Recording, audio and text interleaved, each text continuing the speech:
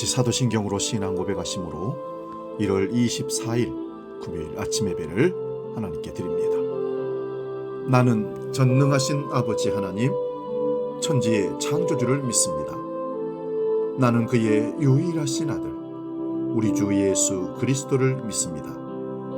그는 성령으로 잉태되어 동정녀 마리아에게서 나시고 본디오 빌라도에게 고난을 받아 십자가에 못 박혀 죽으시고 장사된 지 사흘 만에 죽은 자 가운데서 다시 살아나셨으며 하늘에 오르시어 전능하신 아버지 하나님 우편에 앉아 계시다가 거기로부터 살아있는 자와 죽은 자를 심판하러 오십니다.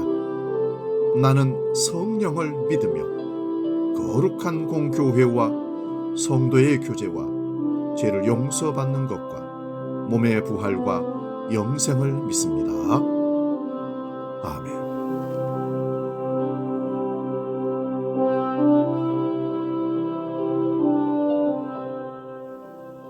찬송가 452장 내 모든 소원 기도의 제목 함께 찬송합니다.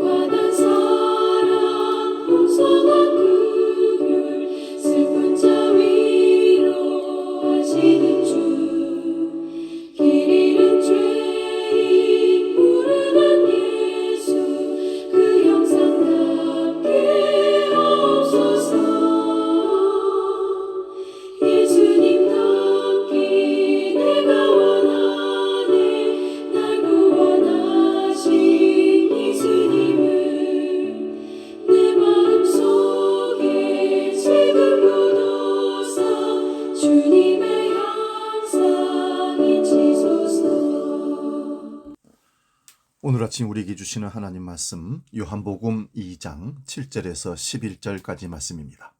신약성경 144면에 있습니다. 요한복음 2장 7절에서 11절 봉독할 때에 살아계신 주님의 음성을 들을 수 있기 바랍니다. 지금 봉독합니다. 예수께서 그들에게 이르시되 항아리에 물을 채우라 하신즉 아기까지 채우니 이제는 떠서 연회장에게 갖다 주라 하시매 갖다 주었더니 연회장은 물로 된 포도주를 맛보고도 어디서 났는지 알지 못하되 물 떠온 하인들은 알더라. 연회장이 신랑을 불러 말하되 사람마다 먼저 좋은 포도주를 내고 취한 후에 낮은 것을 내거늘 그대는 지금까지 좋은 포도주를 두었도다 하니라. 예수께서 이 첫 표적을 갈릴리 가나에서 행하여 그 영광을 나타내심에 제자들이 그를 믿으니라. 아멘. 봉독한 말씀으로 채운 만큼 포도주로 바뀐다, 이런 제목으로 말씀의 은혜를 나눕니다. 요한복음에 보면 예수님께서 행하신 7가지 기적이 나옵니다. 이러한 기적들을 묘사할 때 기적이라는 단어가 아니라 표적, 사인이라는 단어를 사용합니다. 표적, 사인이란 단순한 기적이 아니라 그 기적을 통해서 무언가를 드러내고자 한다는 것입니다. 기적을 통해 예수님이 어떤 분이라는 것을 보여주는 것입니다. 예수님께서 어떤 혼인잔치집에 초청을 받으셨습니다. 그런데 그 잔치집에 포도주가 떨어졌습니다. 기쁨의 자리가 되어야 할 혼인잔치집에 포도주가 떨어진 것은 실로 위기가 아닐 수 없습니다. 그런 위기가 닥쳐오자 예수님의 어머니 마리아는 예수님을 찾아가 저들에게 포도주가 다 떨어지고 없다라고 정보를 공개합니다. 이 상황을 예수님께서 어떻게 해 주었으면 좋겠다는 의미가 아마 내포되어 있을 겁니다. 본문 4절을 보면 그러나 이러한 마리아의 요청을 예수님이 단번에 거절합니다. 하지만 예수님의 거절에도 불구하고 예수님 어머니 마리아는 하인들을 불러서 5절에 보면 너희에게 우리 아들이 무슨 말을 하든지 그대로 하라고 전달합니다. 마리아는 예수님의 거절을 거절로 해석하지 않고 믿음의 요구로 해석했던 것 같습니다. 마리아는 믿음의 반응을 보였습니다. 너희에게 무슨 말씀을 하시든지 그대로 하라. 포도주가 떨어진 어려운 문제를 예수님이 해결해 줄 수 있다는 마리아의 믿음을 여기서 나타낸 것입니다. 혼인잔치에서 포도주가 모자랐을 때 물을 포도주로 만드신 예수님의 가나 기적이 우리에게 주는 교훈을 생각해 봐야 합니다. 아무리 열심히 준비해도 우리 삶에 있어 포도주가 떨어질 때가 있습니다. 그때 예수님이 계셔야 하고 문제를 알이했기 때문에 해결할 수 있었습니다. 우리에겐 문제 해결의 능력이 없습니다. 문제가 생길 때마다 예수님께 나아가야 합니다. 마리아는 저들에게 포도주가 없다라고 예수님께 알이었습니다. 예수님의 말씀에 대한 순종이 기적을 낳습니다. 마리아는 문제 해결의 능력이 주님께 있음을 절대적으로 신뢰하고 있었기 때문에 가나 기적은 가능했던 것입니다. 하나님 말씀이 이성에 들어맞을 때만 순종하는 것이 아니라 우리 지식이나 경험에 맞지 않아도 말씀에 순종해야 합니다. 말씀에 순종하되 철저하게 순종해야 합니다. 여리고성을 함락하기 위해 이스라엘 백성들은 6일 동안 하루에 한 바퀴씩 돌고 7째 되는 날 7바퀴를 돌고 함성을 질렀습니다. 말씀에 의지하여 끝까지 순종했을 때에 난공불락에 견고했던 여리고성이 무너져 내렸습니다. 내 생각이 말씀보다 앞서면 안 됩니다.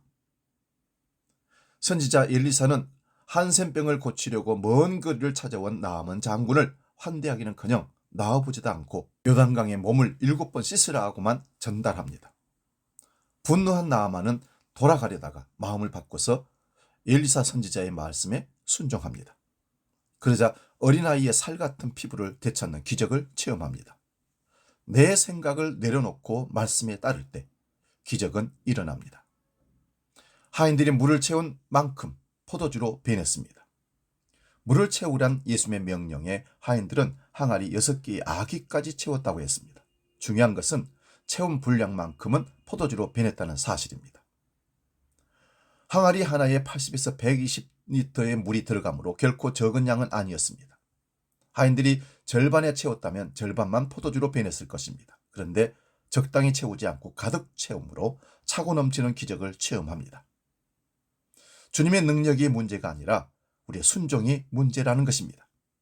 순종의 분량은 더 키워나가야 합니다. 돌 항아리에 든 허들의 물이 최고 품질의 포도주로 변했습니다. 항아리에 채워져 있는 물은 식수가 아니라 정결 이식용, 즉 혼인잔치 식사 전에 손발을 씻기 위한 물이었습니다. 지극히 평범한 물이 사람들이 취하기 전에 먼저 대접하는 좋은 포도주로 변화되었습니다. 말씀대로 믿고 맡기면 주님은 우리를 최고의 사람으로 변화시켜 주실 줄로 믿습니다. 우리 속사람이 변해야 합니다. 변한 것은 항아리가 아니라 항아리 속의 물이었기 때문입니다. 신앙의 연수가 오래될수록 겉모양만 그럴듯하게 변하는 것이 아니라 속사람의 변화가 있어야 합니다. 주님은 위기 상황에서 문제를 해결해 주시고 양질의 포도주로 잔치집의 흥과 기쁨을 이어가게 해 주셨습니다.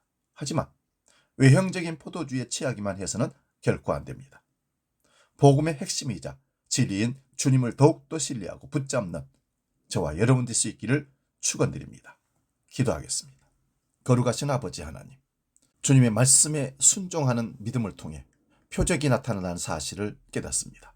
우리도 우리 인생 가운데 우리 앞에 놓인 항아리에 물을 아구까지 채우는 순종에 충만한 은혜가 있게 해 주옵시고 그 물이 포도주로 바뀌는 놀라운 축복을 우리도 경험할 수 있도록 은혜를 더하여 주시옵소서.